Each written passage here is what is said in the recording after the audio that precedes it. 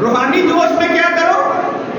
آج روحانی جوش کم ہے، لوگ اپنے بچوں کو چرچ میں نہیں لے کر آتے، لوگ گھر میں تعلیم نہیں پڑھتے، لوگ گھر میں بائبل کو نہیں کھولتے، لوگ نماز پڑھنا، اور اگر وہ چرچ آ جاتے ہیں تو اپنے آپ کو کہتے ہیں کہ ہم نے جب پوری عبادت بے شک کو اینڈ پہ آئے یا درمیان میں آئے، لیکن یہ عبادت مکمل عبادت نہیں۔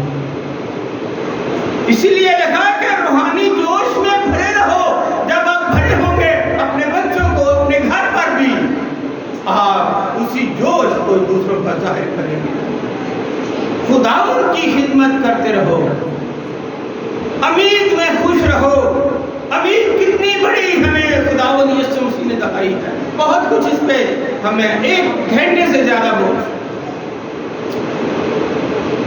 مصیبت میں صبر اور دعا کرنے میں مشغول،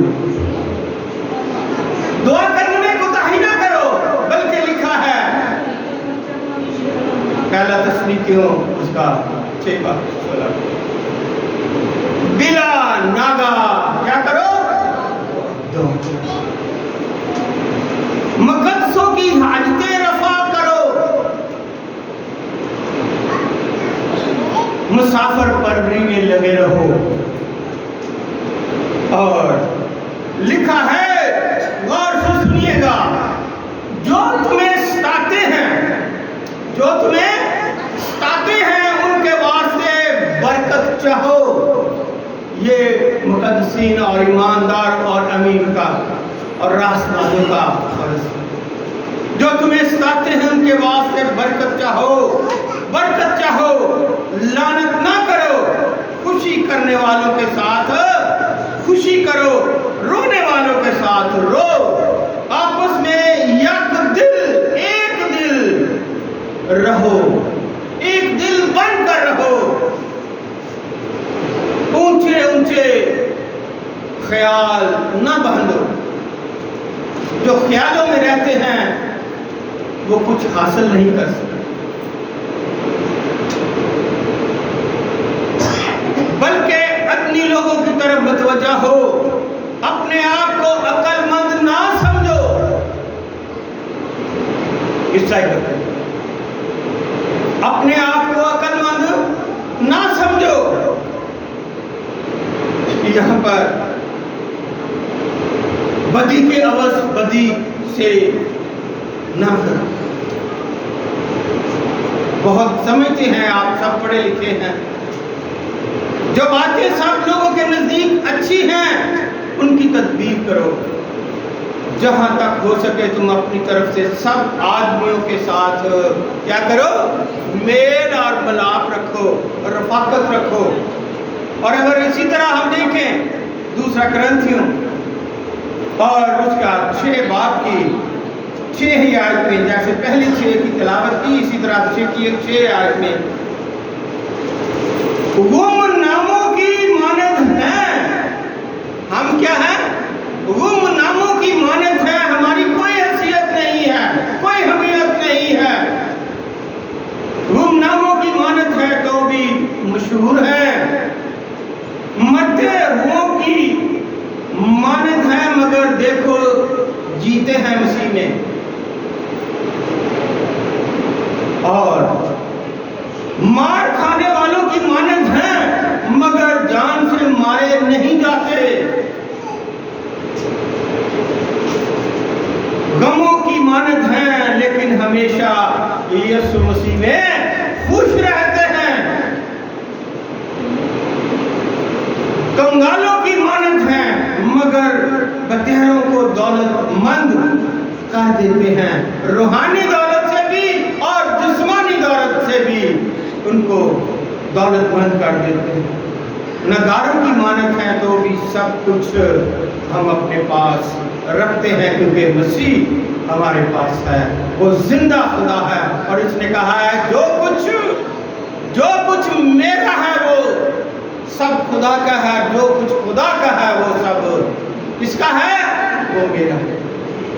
اس لیے ہمیں ان باتوں پر عمل کرنا ہے اور دیکھنا ہے کہ کیا ہم خدا کے ان حکموں پر عمل کرتے ہیں۔ میرے عزیزوں، اپنا انتقام نہ لو، اپنا انتقام نہ لو، بلکہ غضب کو موقع دو، کیونکہ یہ لکھا ہے کہ خداوند فرماتا ہے، کیونکہ یہ لکھا ہے کہ خداوند کیا ہے؟ فرماتا ہے کہ انتقام لینا کس کا کام ہے؟ انتقام لینا خدا کا کام ہے، بدلہ وہ ہی لے گا، بلکہ اگر تیرا دشمن بھوکا ہو تو اس کو کھانا کھلا، اگر پیاسا ہو تو اسے پانی پلا، کیونکہ ایسا کرنے سے تو اس کے سر پر آگ کے انگاروں کا ڈھیر لگائے گا۔ بدی سے مغلوب نہ ہو، بلکہ نیکی کے ذریعے سے بدی پر غالب آ۔ اس لیے ہمیں کیا کرنا ہے؟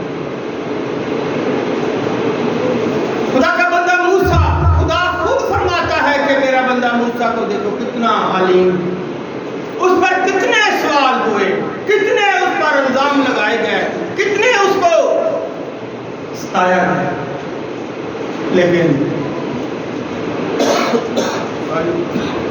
کہا گیا کہ خدا نے خود اس بات کی تصدیق کی، میرے بندہ کو دیکھو کتنا حلیم۔